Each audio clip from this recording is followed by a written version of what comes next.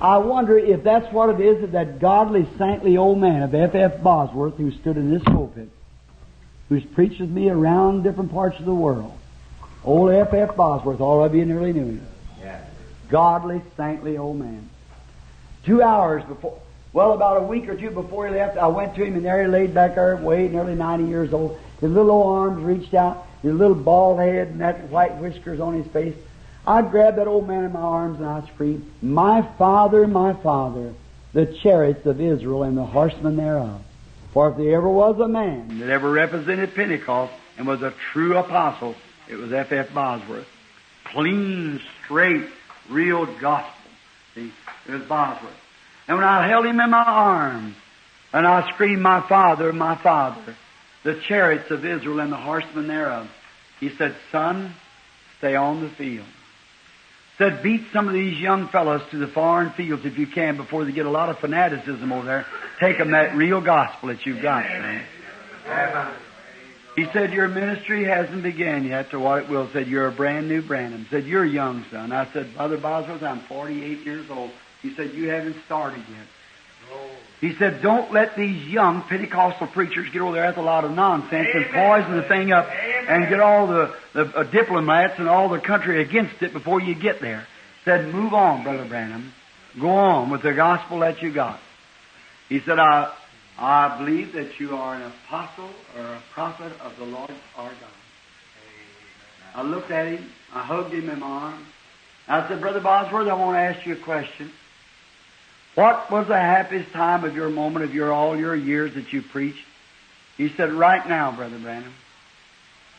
I said, do you know you're dying? He said, I cannot die. Amen. I said, why would you say this is your happiest time? There's a little door. He said, I'm laying here with my face turned towards that door. Most any minute, the one that I've loved, and one that I preached for and stood for all these my life, he'll come to that door for me, and I'll go with him. I looked at him. I thought I looked at him the same as I would be at Abraham, Isaac, or Jacob. I took his hand and I said, Brother Bosworth, we both believe the same God. We believe the same thing. By the grace of God, I'll preach until the last breath leaves my body. I'll stay true to God as I know how to stay. I'll not compromise with the gospel on any side or any place. I'll stay as true as I know to stay. Brother Bosworth, I'll meet you in a better land where you'll not be young, or not be old anymore, but young. He said, you'll be there, Brother Branham, don't you worry. 2 hours before he died, about 2 months later, I thought he was dying then. My wife come in, seen him. He always thought so much of her. And then Mrs. Bosworth, about 2 hours he'd been laying sleeping. He raised up. He looked and he jumped up from his bed. He said, Mother, well, I haven't seen you for years. Dad, Brother Jim, why, I said, I see, you was one of my converts to the Lord at Joliet, Illinois. You'd been dead for 50 years. Yes. He said, your sister so-and-so? Yes. I led you to the Lord at the Winnipeg meeting. Yeah.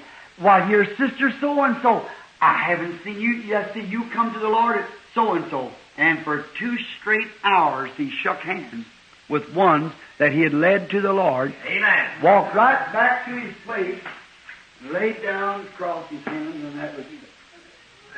Amen. Did Brother F.F. Bosworth enter that land that Jesus let me view the other night? If it is, he's there, a young man tonight. God rest his soul.